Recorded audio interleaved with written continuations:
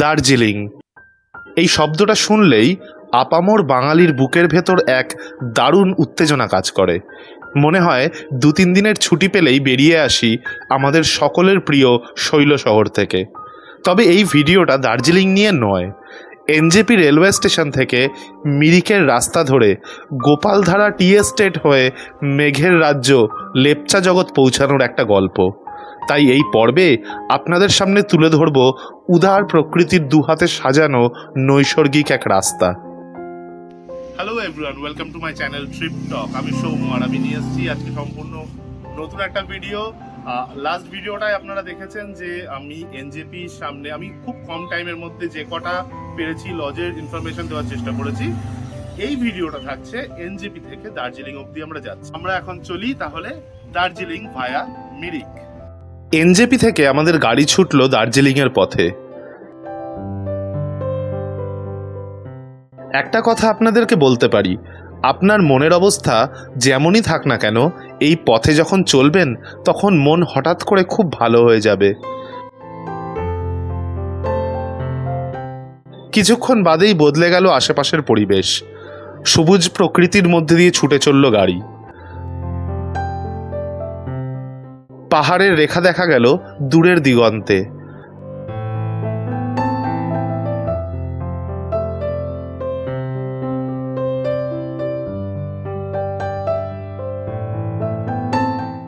আমরা ইতিমধ্যেই অনেকটা উঁচুতে উঠে গেছি বলে হঠাৎ করেই কোথা থেকে যেন শীতল বাতাস এসে এক অদ্ভুত মানসিক শান্তি এনে দিল মনে। চোখ জুড়িয়ে দিল অপরূপ সবুজ প্রকৃতি।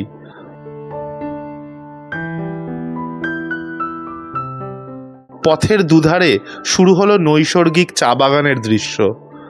পাহাড়ের ধাপে ধাপে চা বাগানগুলো দেখে মনে হচ্ছে যেন পাহাড়গুলোকে কেউ সবুজ কার্পেট দিয়ে মুড়ে দিয়েছে। চা বাগানের ভেতর দিয়ে এই সরু পথ এঁকে বেঁকে আমাদের নিয়ে চলল আমাদের প্রথম ভিউ পয়েন্ট টিমলিং ভিউ পয়েন্টের উদ্দেশ্যে।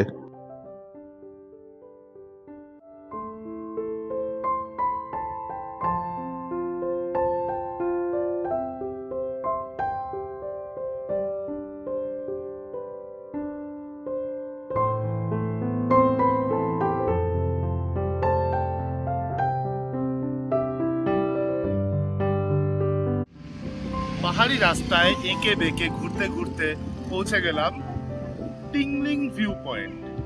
তো টিংলিং ভিউ পয়েন্টের একটা বিশেষত্ব আপনারা দেখুন, এখানে আই লাভ মিরিক আছে, আপনারা যেটা সামনে দাঁড়িয়ে ছবিটা তুলতে পারবেন। মেইনলি এটার ভিউটা একবার যদি দেখেন, পুরো টিংলিং টি গার্ডেন যেটা সেটা সম্পূর্ণ দেখা যাচ্ছে এখান থেকে।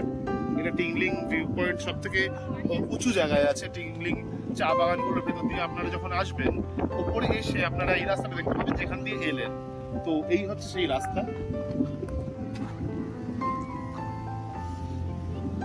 সামনে দিগন্ত বিস্তৃত পাহাড় এবং চা বাগান, অসাধারণ দৃশ্য।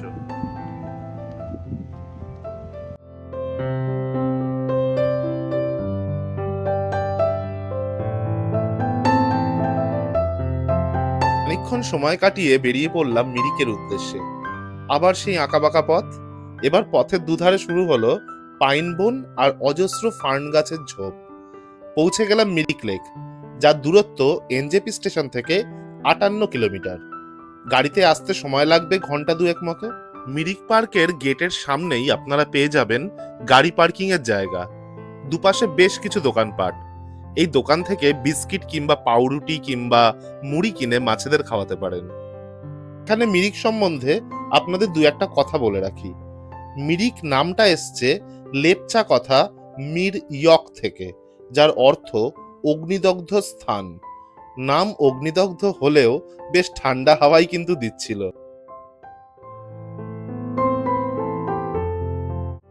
মিরিক লেকের উচ্চতা সমুদ্রপৃষ্ঠ থেকে 4905 ফুট। মিরিক ভ্রমণ পিপাসুদের কাছে নিজের জায়গা করে নিয়েছে তার আবহাওয়া, প্রাকৃতিক সৌন্দর্য এবং যাতায়াতের সুব্যবস্থার জন্য। সুমেন্দু লেক এখানকার প্রধান আকর্ষণ, যার একদিকে বাগান এবং অন্যদিকে পাইন জঙ্গল দিয়ে ঘেরা। এই লেকের জল বৃষ্টির জলে পরিপূর্ণ হয়। লেকটির ওপর একটা ৮০ ফিট পুল আছে, যার স্থানীয় নাম ইন্দ্রেণী পুল। ওয়েদার ভালো থাকলে এখান থেকে কিন্তু সুদূরে কাঞ্চনজঙ্ঘাকে দেখা যায়। এই লেকের পরিধি 1.25 কিলোমিটার। আপনারা চাইলে এখানকার স্থানীয় ঘোড়ায় চেপেও প্রদক্ষিণ করে নিতে পারেন এই সম্পূর্ণ জায়গাটা।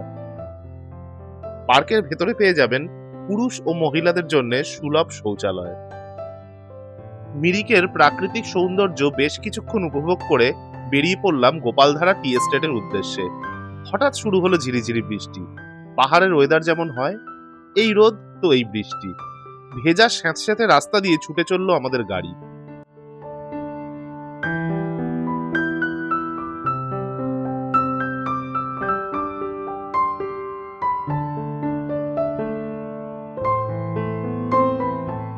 পৌঁছে গেলাম সমুদ্রপৃষ্ঠ থেকে ৬৫০০ ফিট ওপরে গোপালধারা টি এস্টেটে।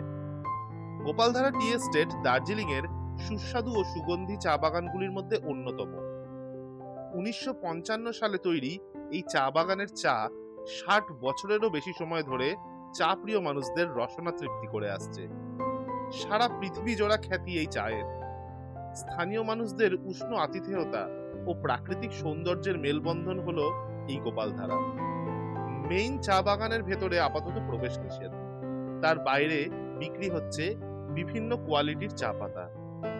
৩২০ হেক্টর জমির ওপরে এখানে প্রায় ৯০,০০০ কেজি চা পাতা প্রডিউস করা হয়, যার মধ্যে থাকে প্রিমিয়াম দার্জিলিং ব্ল্যাক টি, হোয়াইট টি, উলং টি, গ্রিন টি ইত্যাদি। তবে এই দোকানগুলিতে এই সমস্ত চা পাতা অরিজিনাল বিক্রি হচ্ছে কিনা তার গ্যারান্টি কিন্তু দিতে পারলাম না।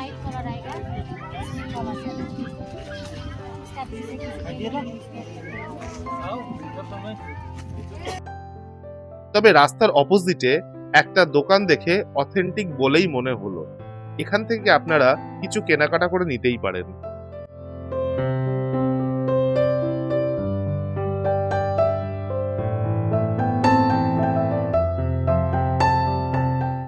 বেরিয়ে পড়লাম গোপালধারা টি এস্টেটের থেকে। গাড়ি চলল মেঘের রাজ্য দিয়ে। দুপাশে পাইন বন, স্বপ্নের মতো সুন্দর এই রাস্তা। নগর জীবনের ক্রমবর্ধমান কোলাহল মাঝে মাঝে সহ্য করা খুব কঠিন হয়ে পড়ে।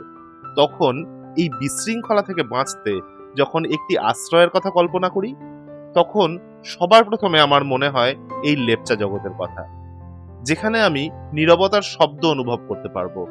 গোপালধারা থেকে প্রায় ১.৫ ঘন্টা রাস্তা অতিক্রম করে এসে পৌঁছালাম ৬,৯৫৬ ফিট উচ্চতায় একটি ছোট্ট গ্রাম লেপচা জগতে।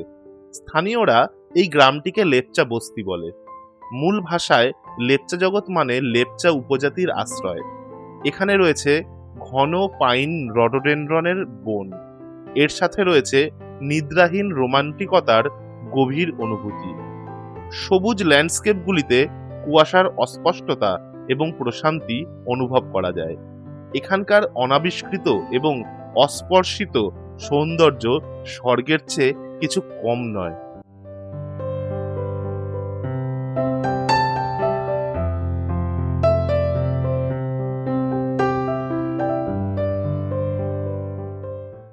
পথে একটা ছোট্ট সুন্দর হোমস্টে চোখে পড়ল, যার নাম দিয়া হোমস্টে। নেমে পড়লাম গাড়ি থেকে। আসুন আপনাদের সাথে হোমস্টের ডিটেলসটা শেয়ার করা যাক।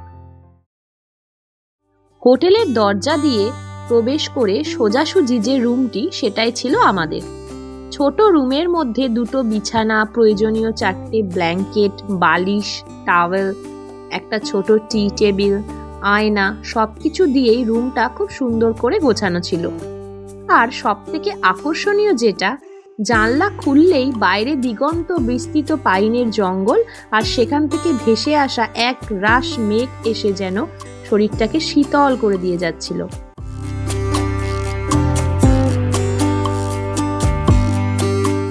ওয়াশরুমে ছিল প্রয়োজনীয় গিজার, বেসিন, বালতি, মগ, জামা কাপড় রাখা স্ট্যান্ড, সবকিছুই খুবই পরিষ্কার এবং পরিচ্ছন্ন। তাই আপনারা নিশ্চিন্তে এই হোমস্টেটাকে সিলেক্ট করতে পারেন।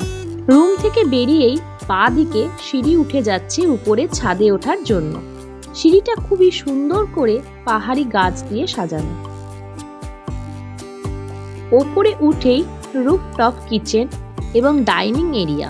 আপনারা মেঘের মাঝখানে বসে এখানে ব্রেকফাস্ট, লাঞ্চ, ডিনার সবই করতে পারবেন। এখানে একটা গুরুত্বপূর্ণ তথ্য দিয়ে রাখি, এখানে পার ডে পার হেড আমাদের প্যাকেজে পড়েছিল 1200 টাকা করে, যেখানে ছিল দুপুরের লাঞ্চে ভাত, ডাল, আলু ভাজা, একটা মিক্সড ভেজ অ্যান্ড ডিম কষা। সন্ধ্যের টিফিনে ছিল চা আর পকোড়া। রাতে ছিল ভাত অথবা রুটি, আলু ভাজা, মিক্সড ভেজ অ্যান্ড চিকেন কষা। আর মর্নিংয়ের ব্রেকফাস্টে ছিল রুটি অথবা পরোটা সাথে তরকারি। রুফটপে বসে বাইরের দিগন্ত বিস্তৃত পাইন ফরেস্ট দেখতে দেখতে খাবার খাওয়ার মজাটা কিন্তু একদম আলাদা। আসুন এবার হোটেলের যিনি ওনার তার সাথে একটু কথা বলে নেওয়া যাক। তো এখন আমি দাঁড়িয়ে আছি দিয়া হোমস্টে যিনি ওনার আছেন তার সামনে। তো ওনার সাথে এই দুটো কথা বলে নেওয়া যাক। আচ্ছা দাদা, আপনার নামটা একবার বলবেন। আমার নাম অর্পণ সরকার। আচ্ছা, আপনার এখানে কটা রুম আছে? এখানে 6টা রুম আছে। 6টাই ভিউ রুম? 6টা মানে সামনে ভিউ আছে, পিছনে ভিউ আছে, সাইড ভিউ আছে। আচ্ছা আচ্ছা আচ্ছা। আপনার রুমের রেটটা একটু সিজন আর অফ সিজনের রেটটা বলবেন।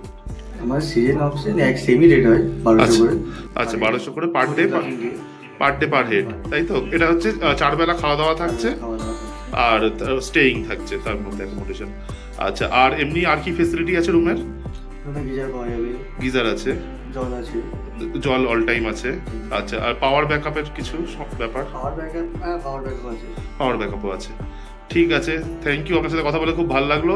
আপনার ফোন নাম্বারটা আমি স্ক্রিনে দিয়ে দিচ্ছি, আপনি তবু একবার নিজে মুখে বলে দিন বুকিং এর জন্য কি করতে হবে। বুকিং এর জন্য আমাদের কার্ড আছে। আচ্ছা, আর আমাদের booking.com আছে, গুগলে আপনি দিয়া হোমস্টে বলে সার্চ করলে পেয়ে যাবেন। আচ্ছা আচ্ছা। আপনার নাম্বারটা একবার বলে দিন, যে ওই ফোন নাম্বারে ফোন করে যদি বুক করা যায়। 7431047297। ওকে, আর অ্যাডভান্স কত করতে হবে? Advance minimum 1000। Minimum 1000 rupees advance করে দিতে হবে একটা রুম নিলে। একটা রুমে দুটো রুম নিলে। দুটো রুম, আচ্ছা ঠিক আছে। থ্যাংক ইউ, খুব ভালো থাকবেন। সেই রাতটা থেকে গেছিলাম লেপচা জগতেই। এত সুন্দর জায়গাটা না ছেড়ে যেতে মন চাইছিল না। পরদিন সকালবেলা যাত্রা শুরু করলাম দার্জিলিং এর উদ্দেশ্যে আফটার ব্রেকফাস্ট। তো এই ভিডিওটা এখানেই শেষ করছি। ভিডিওটা কেমন লাগলো কমেন্ট করে জানাতে হবে, কিন্তু ভালো লাগলে একটা লাইক এক্সপেক্ট করি। আর চ্যানেলে যদি নতুন হয়ে থাকেন তাহলে প্লিজ সাবস্ক্রাইবটা করে নিন। সাবস্ক্রাইব করে নোটিফিকেশনের বেল আইকনটা প্রেস করে দিলে আমার আপকামিং সমস্ত ভিডিওর ইনস্ট্যান্ট নোটিফিকেশন আপনার কাছে সবার আগে পৌঁছে যাবে। ভিডিওটা দেখার জন্য অসংখ্য ধন্যবাদ। সকলে খুব ভালো থাকবেন।